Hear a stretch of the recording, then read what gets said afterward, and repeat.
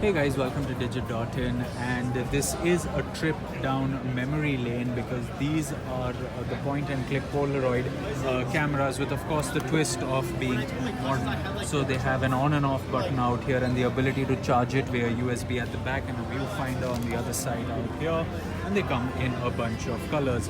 And of course once you click an instant picture you get it instantly, which is what the Polaroids were famous for. And of course you have a flash as well. It's really nice to see the cameras back in action in these bunch of colors. A really nice gift for kids, but that's not all.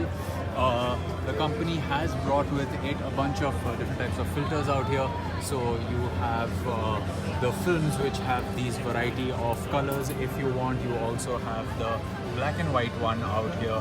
So if you want to click pictures in black and white, you can pick up the Polaroid originals, the black and white ones.